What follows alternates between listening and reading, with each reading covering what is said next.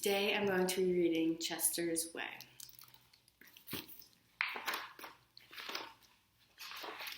Chester had his own way of doing things. Hello, my name is Chester. I like croquet and peanut butter and making my bed. He always cut his sandwiches diagonally. He always got out of bed on the same side, and he never left the house without double knotting his shoes. Chester always had the same thing for breakfast, toast with jam and peanut butter. And he always carried a miniature first aid kit in his back pocket, just in case. You definitely have a mind of your own, said Chester's mother. That's one way to put it, said Chester's father. Chester's best friend Wilson was exactly the same way. That's why they were best friends. Chester wouldn't play baseball unless Wilson played, and they never swung at the first pitch or slid head first. Wilson wouldn't ride his bike unless Chester wanted to, and they always used hand signals.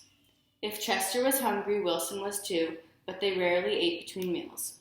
Some days I can't tell those two apart, said Wilson's mother. Me neither, said Wilson's father. Chester and Wilson, Wilson and Chester, that's the way it was.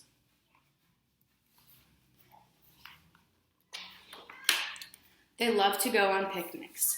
Once, when Wilson accidentally swallowed a watermelon seed and cried because he was afraid that a watermelon plant would grow inside him, Chester swallowed one too. Don't worry, said Chester. Now, if you grow a watermelon plant, I'll grow one too.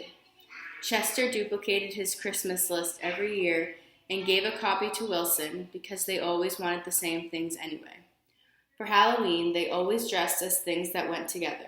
Salt and pepper shakers, 2 mittens on a string, ham and eggs. They really are 2 peas in a pod, said Chester's mother. Looks like it, said Chester's father.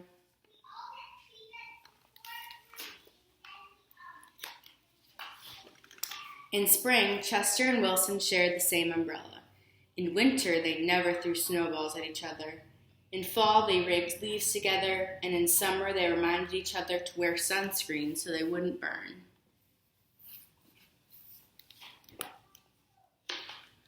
Chester and Wilson, Wilson and Chester, that's the way it was. And then Lily moved into the neighborhood.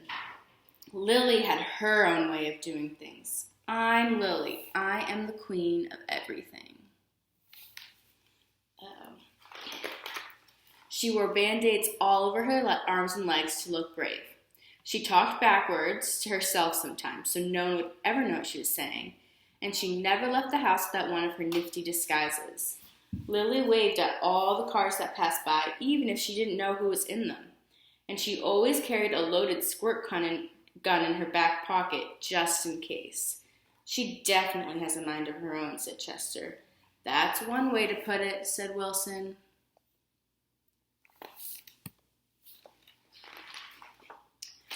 When Lily asked Chester and Wilson to play, they said they were busy. When she called them up on the phone, they disguised their voices and said they weren't home. If Lily was walking on one side of the street, Chester and Wilson crossed the other side and hid. She's something else, said Chester. Looks like it, said Wilson.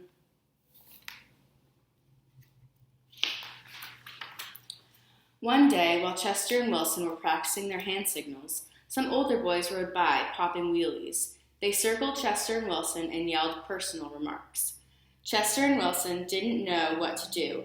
Just when they were about to give up hope, a fierce-looking cat with horrible fangs jumped out of the bushes and frightened the older boys away.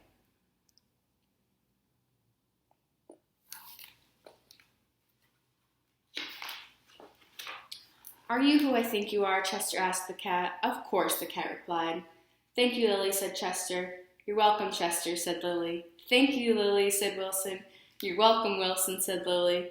I'm glad you were wearing a disguise, said Chester, and I'm glad you had your squirt gun, said Wilson. I always do, said Lily, just in case. Afterward, Chester invited Lily over for lunch. You have a muscle mouse cup, said Lily.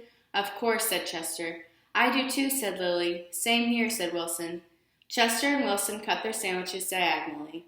Lily asked Chester's mother if she had a cookie cutters, and she made stars and flowers and bells. That's neat, said Chester. Wow, said Wilson. That night, Lily invited Chester and Wilson to sleep over. You have a nightlight, said Chester. Of course, said Lily. I do too, said Chester. Same here, said Wilson. Chester and Wilson wanted toast with jam and peanut butter for breakfast the next morning. Boring, said Lily. Try this instead. This is good, said Chester. Wow, said Wilson.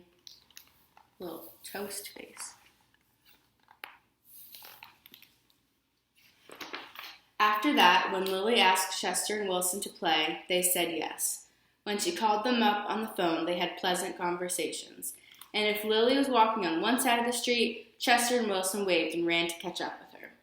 Chester and Wilson taught Lily hand signals, and she taught them how to pop wheelies. Lily taught Chester and Wilson how to talk backwards, and they taught her how to double knot her shoes.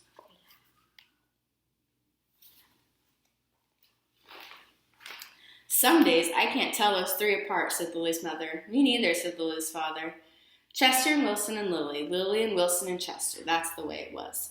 For Halloween, they dressed as the three blind mice. For Christmas, Lily gave Chester and Wilson nifty disguises, and they gave her a box of multicolored shoelaces, extra long for double knotting. They loved to go on picnics. When Chester and Wilson told Lily about how they had each swallowed a watermelon seed once, Lily swallowed 3 of them to grow a watermelon plant for each of us, she said. In spring, Chester and Wilson and Lily shared the same umbrella. In winter, they never threw snowballs at each other. In fall, they raked leaves together, and in summer, they reminded each other to wear sunscreen so they wouldn't burn. Chester and Wilson and Lily, Lily and Wilson and Chester. That's the way it was.